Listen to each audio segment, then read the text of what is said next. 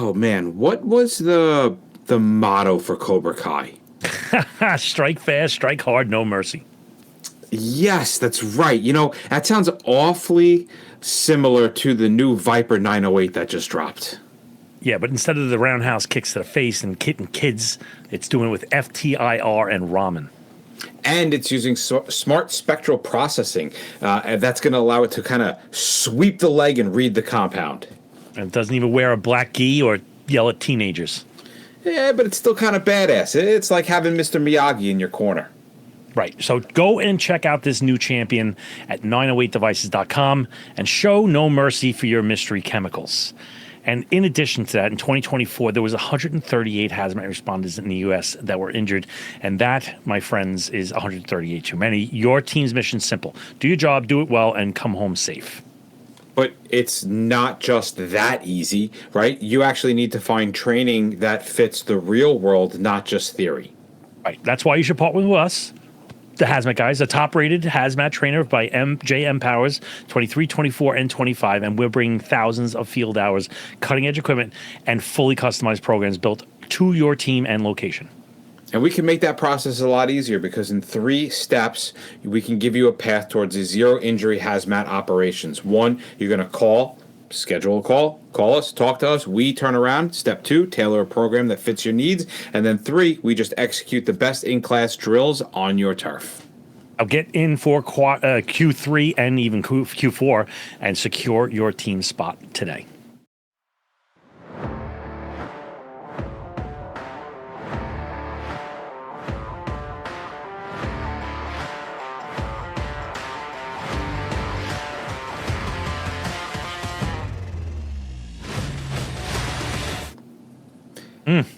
Believe it or not, I'm not really a huge podcast guy.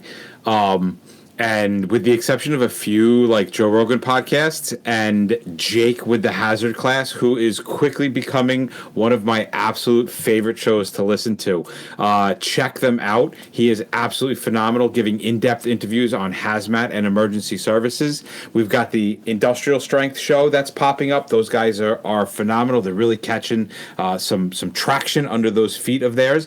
They're really cool because they focus on the industrial part of all the hazmat operations, which from a first responder's point of view is really kind of in some episodes my brain gets twisted and I'm like, holy crap, I never thought about it like that before, or I never heard that term. Really, they do that? Like, we would never consider doing that. So it's a really cool show. It definitely will help make you a better technician overall. Yeah, and the newsletter podcast, that is another one that is gaining traction with the operation level crowd because it's not all about the technician. It's just news. So check that out. Another one to subscribe to. The monthly happy hour for all you specialists. And if you're not a specialist or you are a specialist, I want to drip it out. We're shuffling the deck a little bit. It's going to be even more gooder.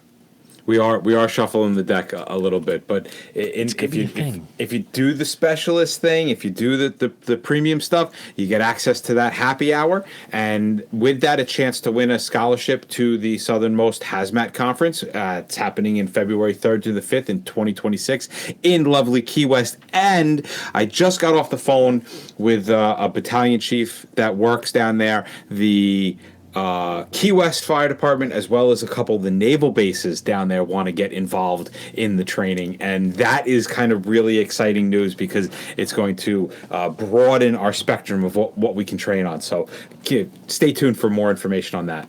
Right, we're going to be sending missiles to Cuba, so good stuff. The summer sale on the books and all the games and all that stuff, get into the website before it's gone. And also, if you were looking for grant funding strategies for your agency, email us at info@thehazmatguys.com. And finally, conferences. I believe the next one is Virginia. Virginia we're going to. Virginia. And the Label Master, the Hot Zone. There's a couple that are coming up. So, and the possibility of doing some stuff with the Amish out there in Pennsylvania. Is that a possibility? That's a definite. I just booked my travel for that. Okay. Yeah. So we'll see you in Pennsylvania. Yeah. So continuing down the Class 3 DOT Class 3? Yep, DOT Class Shtick. 3. Yeah, amazing rabbit holes that each one of these has. Just little points here and there, even stuff that we're picking up along the way as we're doing research on this and building this out. So we had left off, we were just about to start to talk about the common properties of flammable liquids. So every chemical has its own chemical and physical properties, but for the most part, the flammable liquids have similar properties when it comes to, shockingly, things like flammability. So let's start off first with the flash point. The flash point is going to be the lowest temperature at which a vapor, not the liquid, the vapor is going to ignite. And we use this as a benchmark because it's a key for our hazard determination, right? We're not talking about DOT, we're not talking about anything official right now, but for us, we want to always know what that flash point is because we want to know, even if we're in bunker gear, even if we're all masked up and buttoned up, does this have the potential to flash and go boom? And when we look at those numbers, we tend to look at it where the lower that flash point number is, the higher the hazard. So, for example, gasoline has a flash point of near minus 41 degrees. That tells me that almost any circumstance, except maybe like Duluth, Minnesota, right, gasoline is going to flash. Whereas diesel is around 126 degrees Fahrenheit. So I'm less cautious during the cooler days, but on a hot summer, August month where there's diesel on the blacktop, I am going to start to treat it a little more like gasoline. Right. Another one is vapor density, which is where the vapors are going to accumulate. And almost, I don't want to say this as a fact, but I cannot think of any one of these classes that would go up. Right, because they would be gases and stuff like that. So I'm going to say they all go down. The heavier than air vapors like gasoline, toluene, they're going to go into the low areas, and there's going to be a risk for the flashback and explosion, right? So it'll start way out from the source and go back towards the source. Yeah, so when it comes to the vapor density, we often say it'll go up, it'll go down. That theory, the theoretical world of a vapor going up or down, is the thought process is no air movement, no nothing. It's just completely in comparison to the density of air. When we put that into reality, we know that there's a lot more that goes into that. You've got thermoclines, which the thermocline is going to be an area of hot air that wants to move up. So let's take the pavement in the middle of August again, right? We have diesel that's leaking from a truck. It hits the ground. The vapors, we would say theoretically, are going to go down, but all of the heat and the air moving upwards has the ability to take those vapors and pull them up. Well, if we're turning around and going, well, we don't have to really worry about like the hot engine as a source of ignition because it's above the leak, that would be something that would be completely false. We want to remember that vapors can still move around in three dimensions. Their tendency is to drop if given the opportunity. Miscibility and solubility plays a role, not every day, but definitely there are situations in which you want to turn around and be like, hey, is this doing what I'm thinking it's doing? For the most part, most of our class 3 liquids are going to be in the hydrocarbon range, and they are not going to be miscible in water.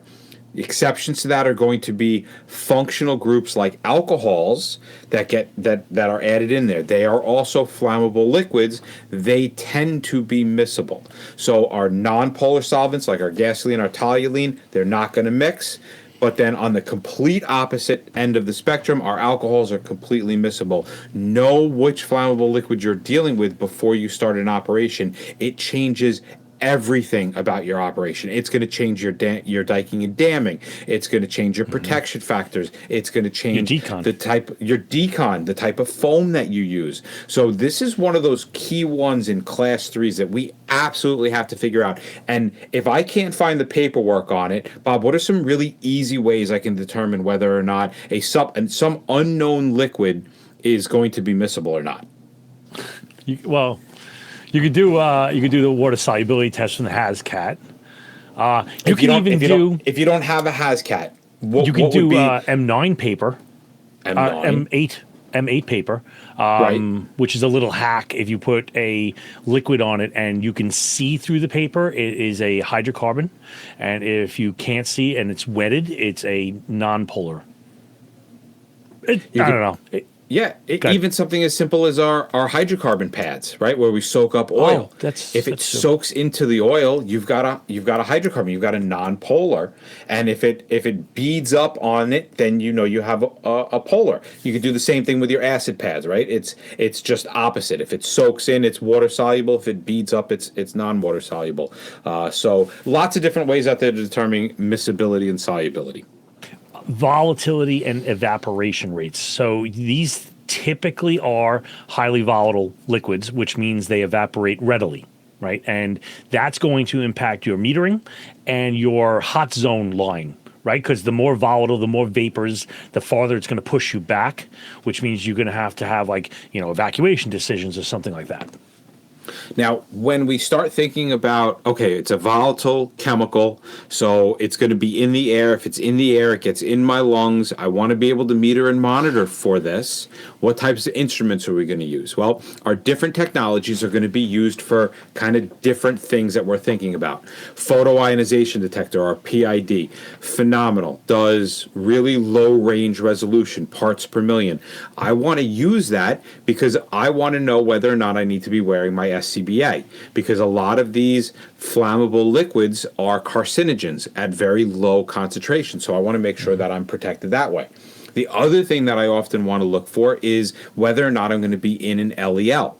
So I'm going to have my combustible gas indicator. Now, my combustible gas indicator is going to give me percentages of an LEL. It's not going to give me that kind of resolution of 1 to 2 parts per million, but it is going to let me know whether or not I'm starting to go into the flammable range.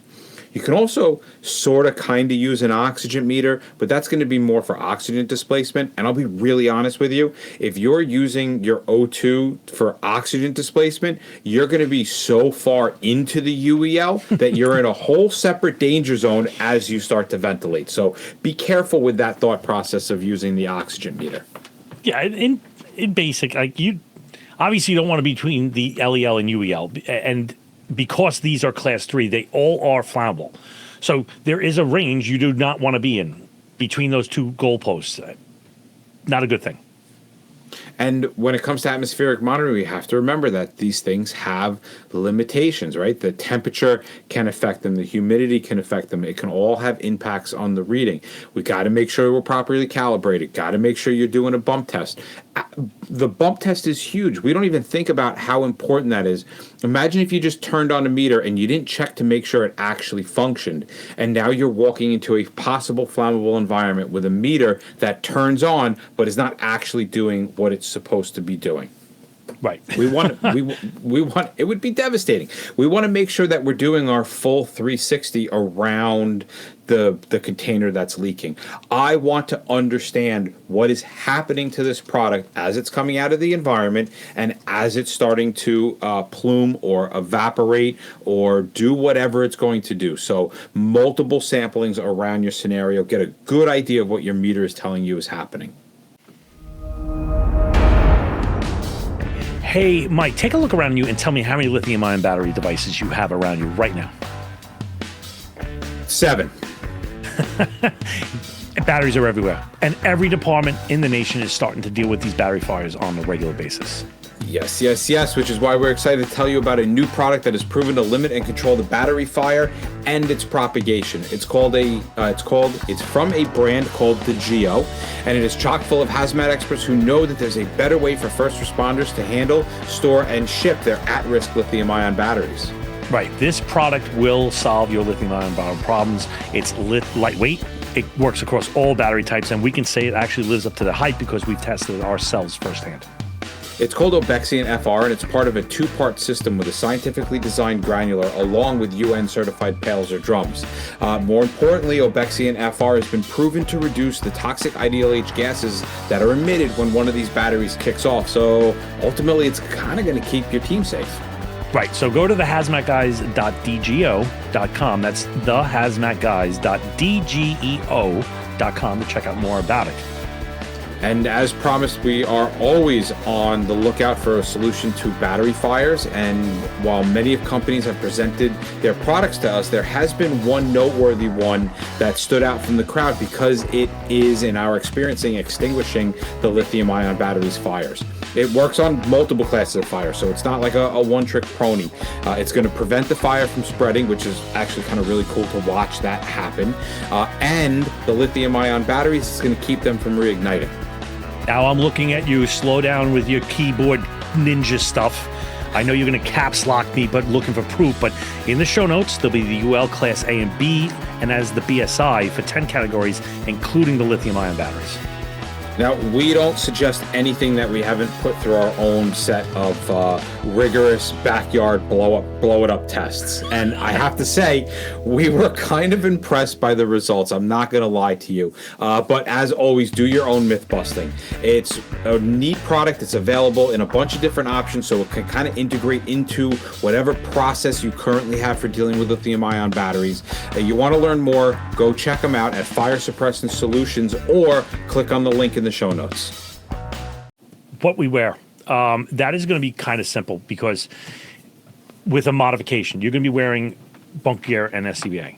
Now, one of the things that we used to do is that, okay, I'm going to wear my fire gloves, but those things are like literal sponges.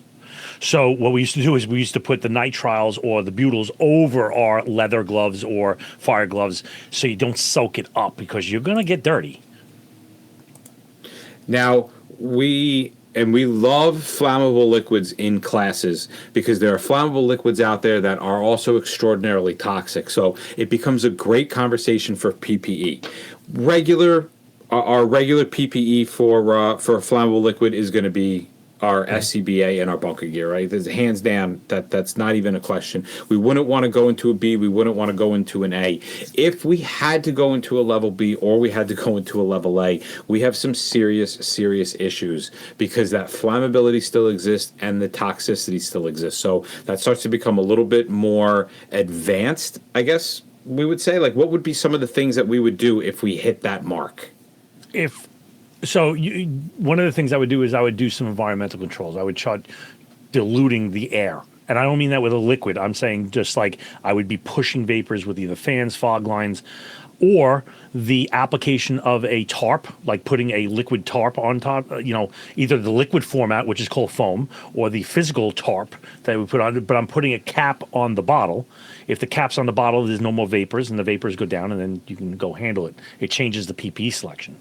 Yeah, so our PPE is pretty straightforward until the chemical becomes a little more complex, and then our operations change a little bit. Mm-hmm. Mitigation options for cleanup and vapor suppression, right? What are we going to do when we arrive on scene? Containment and control is often our very first thought process. When it comes to 406, 407, we often immediately want to go for stopping the leak, which means we're trying to turn off valves, we're trying to stop the manhole covers from leaking. If the leak is getting out, we're going to be diking, we're going to be berming, we're trying to use absorbents to limit the spread as this thing is coming out. Quite often, we're looking for sewers and manholes. We want to cover them, we want to protect them, because as soon as those flammable liquids get in there, you can have problems all over the place. I do want to go back to my statement on the foam, because this class is where we would use the foam. However, there's two different types of foam. There's alcohol resistant and there's not alcohol resistant, right? Yes. And so if you pick the wrong one, alcohol resistant works on all of them, but the other one works on only the ones that are a true hydrocarbon. So if you have, the water is 97% of foam. Right, so if I have a nice, beautiful foam blanket and it's going onto something like an alcohol that is miscible with water, it's just going to dissolve right inside. So pick the right foam. And correct me if I'm wrong, right? But the alcohol resistant will work on everything, but it doesn't work on the non-alcoholic stuff very well. Like it doesn't. It can kind of do it, but it doesn't do it really well. Like if you had the option on a gasoline to use alcohol resistant or pure non-polar foam, which would you go for? I would go with the alcohol resistant.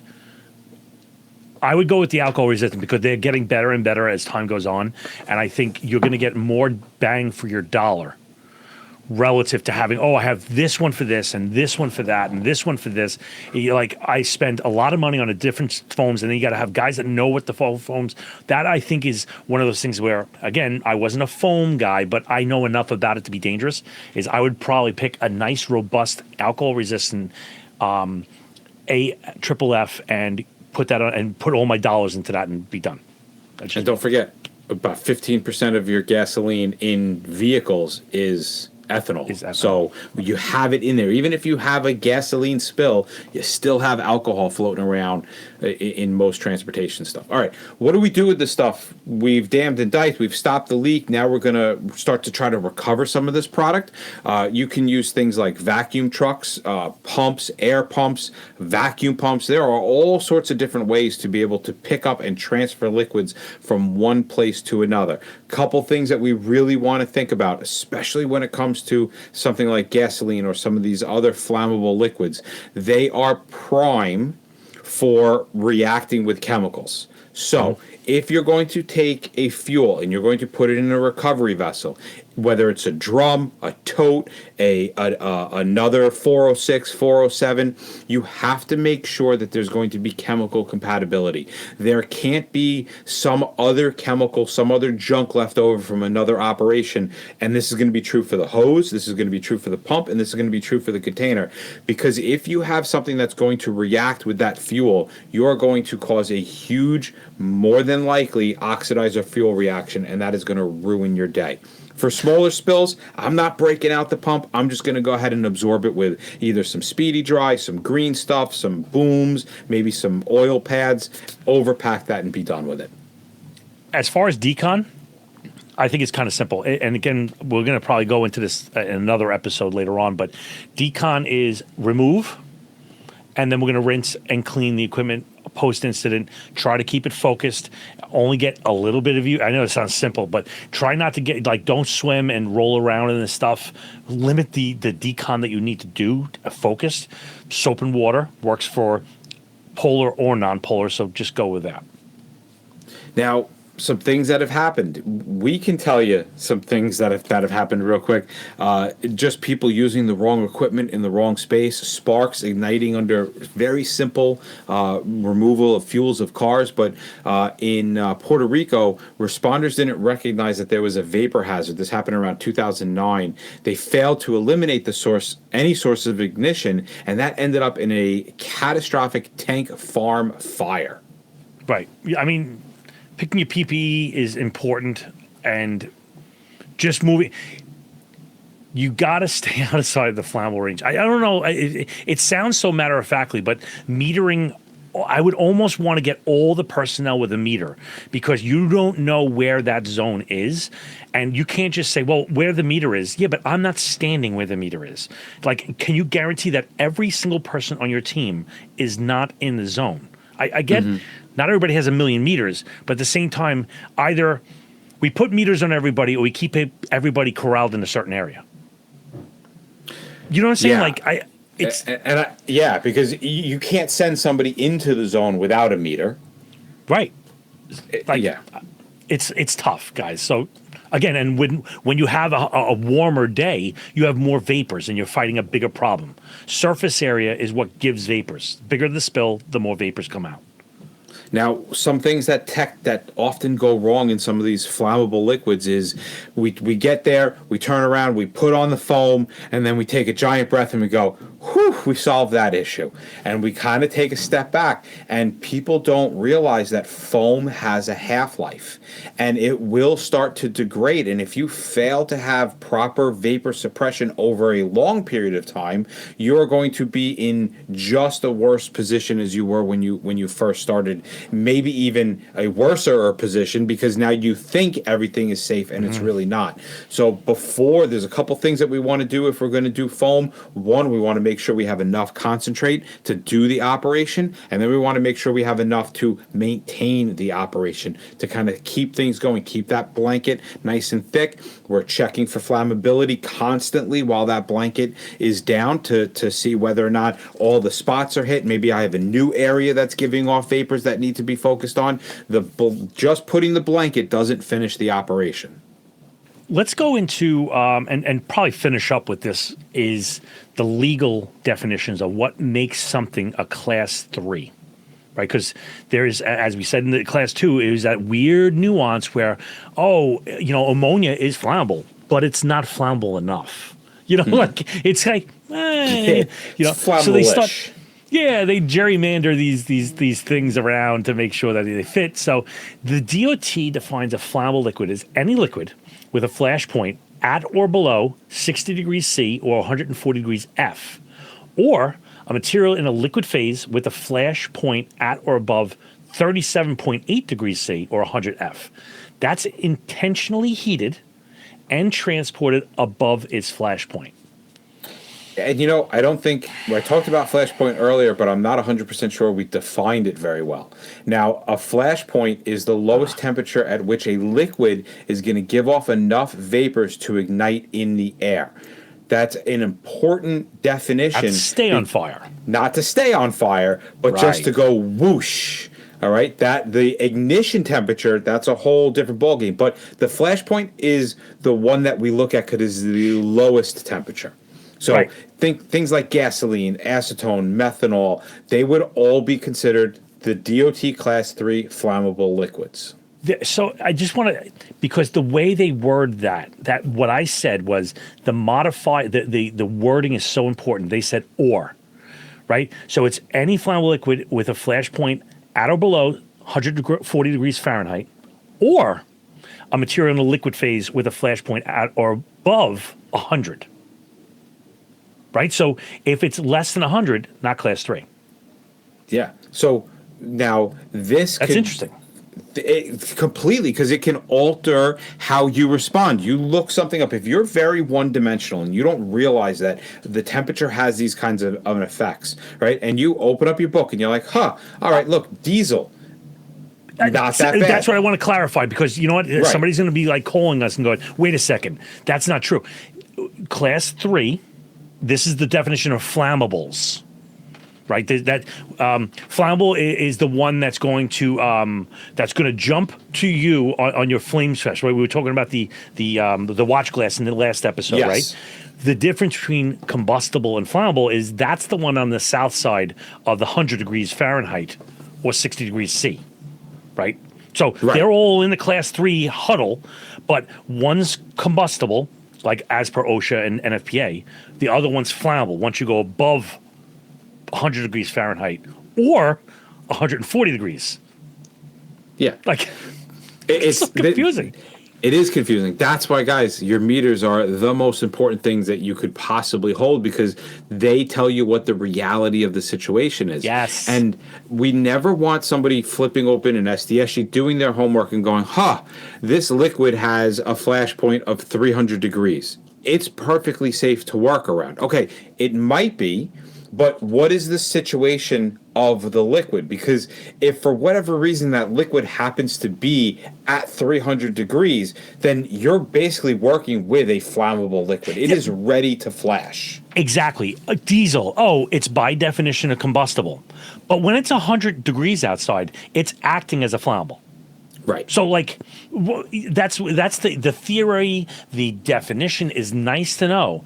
But when the rubber hits the road and you have your meter out there and it's saying, hey, you got a flammable problem, you can't be like, well, it's just a combustible. I don't give a shit that it's a combustible. It's playing like a freaking flammable right now. It is. It's a trans liquid. I like that. Oh, that's good. I like that. Oh, that's good stuff.